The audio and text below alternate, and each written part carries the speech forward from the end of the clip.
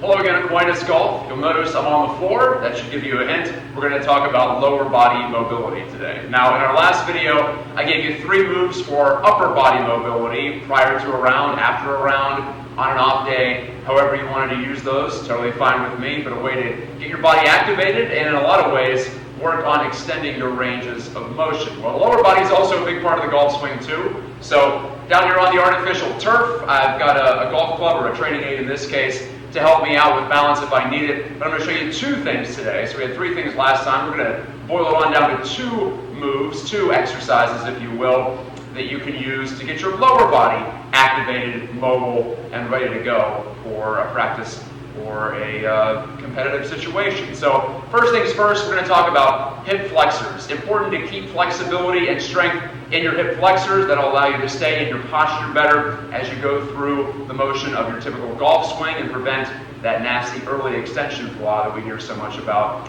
in today's game. So here's how we're going to do it.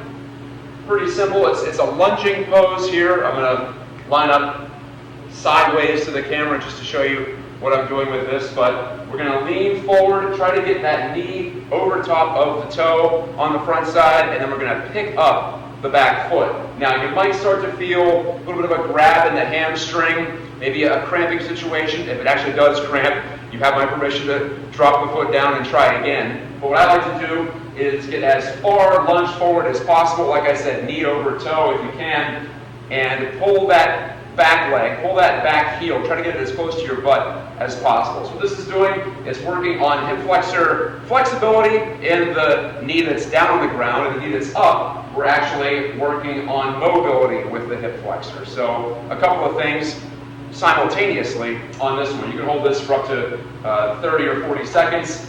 If you want to start off with the golf club to give yourself some balance aid, I would suggest that, but as we progress, I want you to try to do it without the golf club or whatever you want to use to help you keep your balance. But it can also help you get a little deeper into that stretch position, right? So even for people who are quote-unquote advanced at this kind of a move, it might not be a bad thing, like myself, to use this training aid to allow myself to get a little bit deeper into that lunge. And again, other side, picking up the heel. Do this on both sides. Go through it twice, hold for 30 to 40 seconds, and like I said, you might feel some tightness in that hamstring because we're flexing the hamstring, but that also gives us the ability to test our strength in that part of the body. Hamstring, very important for stability in the lower body, along with the glute, obviously, the butt muscle. So you've got that going on this one. There you go. It's over with. Okay, second one, a little more complicated. I'm going to get into an all-fours position here, and this is called the scorpion reach. Central to the golf swing, you may know this already, is the separation between the upper body and the lower body. The lower body leads the transition into the downswing. That creates a torsion force that allows you to deliver more energy into the back of the ball. And also, again, provide you stability as you try to stay in that posture as long as possible so you're not coming up out of the shot. So what we're going to do here is train the flexibility on both sides with our lower body, our hips, separating from our upper body, primarily our shoulder plank. So here we go. You're going to rise up like so, lift up one leg, pick whichever, doesn't matter, and we're going to try to reach behind and come back down. That's one.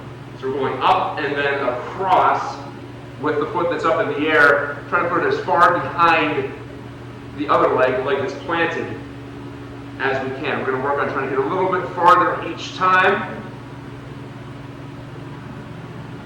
And we're going to do 8 to each side. Let me show you from the face-on angle so you know what I'm talking about with regards to the lateral nature of this move. Again, up. I'll do the other side this time. And we're pressing across. Back down, up.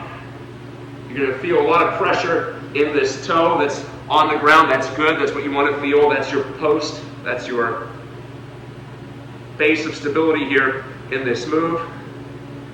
There we go. We're trying to get more and more flexibility. You can really push off the foot that's on the ground to give yourself more of a twist.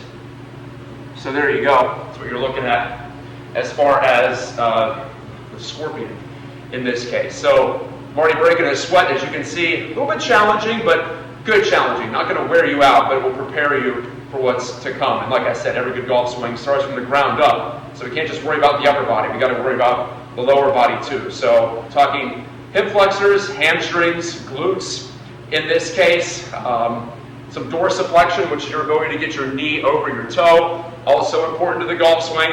And then we're working on hip versus shoulder separation on that last scorpion move. So again, fire me a line, send me a text, email, whatever, leave a comment here below the video if you have any questions on these.